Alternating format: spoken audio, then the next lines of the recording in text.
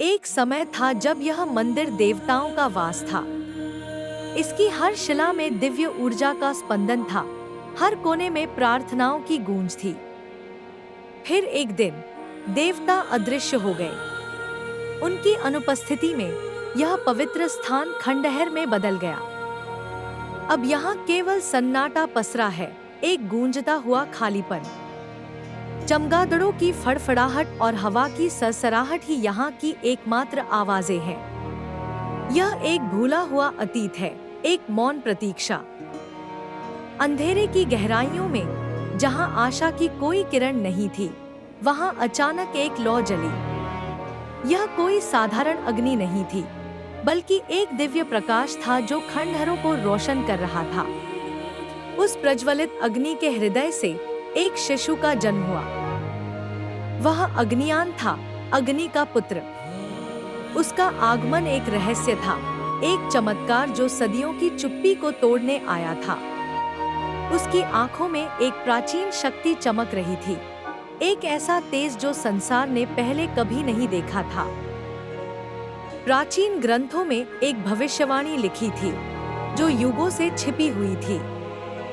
वह कहती थी, जब देवता संसार से चले जाएंगे, जब अंधकार चारों ओर फैल जाएगा, तब अग्नि में जन्मा पुत्र फिर से देवताओं को बुलाएगा। यह भविष्यवाणी अब साकार हो रही थी। अग्नियान का जन्म केवल एक घटना नहीं था, बल्कि एक संकेत था। यह एक नई सुबह का वादा था, एक ऐसे युग की शुरुआत जहां खोई हुई महिमा फिर से स्थापित होगी।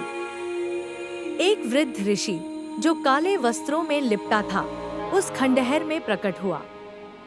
वह सदियों से इसी क्षण की प्रतीक्षा कर रहा था।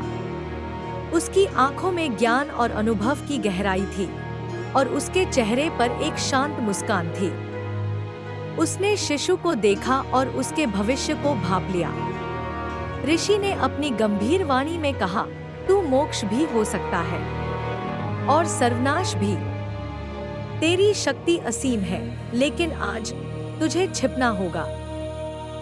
शिशु के जन्म के साथ ही कुछ और भी जाग गया। एक प्राचीन बुराई जो सदियों से सोई हुई थी, अब अपनी नींद से उठ रही थी।